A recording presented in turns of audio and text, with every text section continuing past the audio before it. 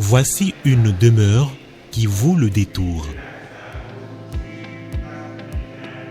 Chaque objet, chaque mur révèle un peu plus celui qui habite les lieux.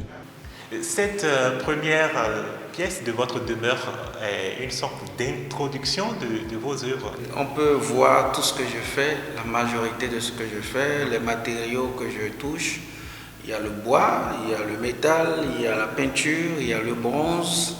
Donc cette première partie, c'est, comme tu le dis, une introduction de mon univers. Chez Sébastien Bocor, on n'entre pas seulement dans une maison. On entre dans l'univers d'un artiste qui a fait de son lieu de vie une œuvre à part entière. La maison elle-même, c'est une sculpture. C'est la vision. Donc quand on rentre dans la première pièce et on se retourne, c'est qu'est-ce qui rend, il manque quelque chose. D'accord. Il faut faire le tour. Il faut entrer dans tout le corps de la sculpture que constitue donc la maison. Pourtant, cette maison est née d'un manque. Bien avant les expositions et la reconnaissance, l'artiste connaissait une autre réalité. Quand j'ai commencé par faire l'art contemporain, la sculpture, l'art plastique en général, j'avais des difficultés à loger mes œuvres. Je me rappelle, il y avait une période où j'ai fait un peu la rue, donc j'avais pas de maison où dormir. Et mes œuvres étaient entassées quelque part où j'ai mis des sachets dessus pour les couvrir. Donc ils dormaient quelque part, je dormais quelque part d'autre. Donc depuis ce temps, mon rêve était d'avoir une maison où moi et mes œuvres, on va vivre ensemble. Et qu'est-ce que cette maison raconte que les mots ne peuvent pas dire? Je pense que c'est la paix et l'harmonie. Et lorsque je me tourne, je me retrouve dans le milieu du Galédé. Ouais. Je me trompe? Non, ça c'est le masque Galédé qui se joue. Ici, le masque n'est jamais montré frontalement. Sébastien Bocor préfère suggérer plutôt que de reproduire.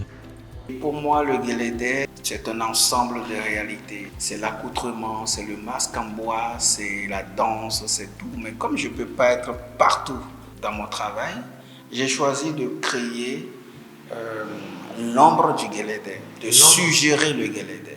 Lorsque vous parlez de suggestion, vous me faites penser aux poètes. L'art est philosophique, donc c'est poétique également.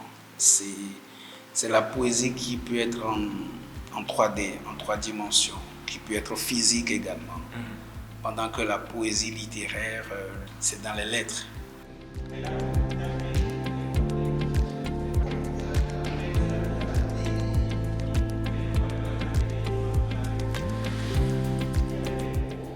Son atelier commence bien avant les outils. Chez lui, une œuvre naît d'abord d'une mémoire. Qu'est-ce qui vous inspire? Le fait d'avoir grandi en parlant le fond, ça m'inspire.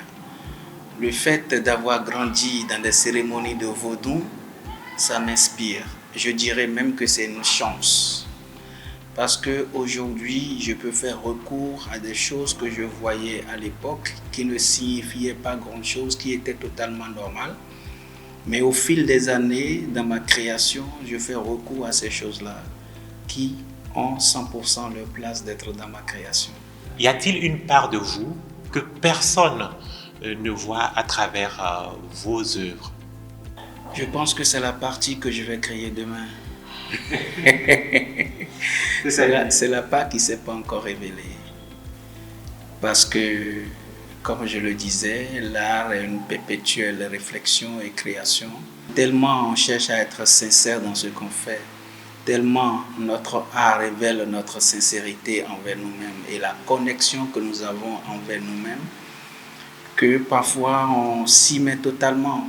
Parmi les œuvres qui jalonnent la maison, une série résume peut-être le mieux sa manière de regarder la vie. Je les appelle transcendance. C'est une histoire de répétition de têtes de différentes formes et après vous allez voir que j'ai dessiné sur chaque tête aussi. Ces dessins-là sont inspirés de la scarification qu'on a ici qui avant était de l'identité. Et en même temps, tête superposée, c'est la perspective, c'est le niveau de vue que nous avons sur certaines choses. Ça particulièrement, vous allez remarquer qu'en bas, il y a 3 têtes. Oui. Et si vous vous rappelez bien, on a tous grandi dans des maisons où les marmites sont posées sur 3 blocs. Et les 3 blocs maintiennent la marmite debout et l'équilibrent parfaitement. Ici, je parle de ça. Si vous posez de belles bases dans ce que vous voulez faire, ça va tenir dans le temps.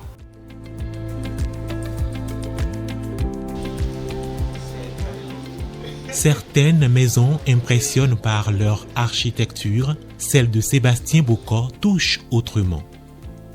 Parce qu'au-delà des sculptures, des tableaux ou du bronze, elle raconte le parcours d'un homme qui continue, œuvre après œuvre, à se construire lui-même.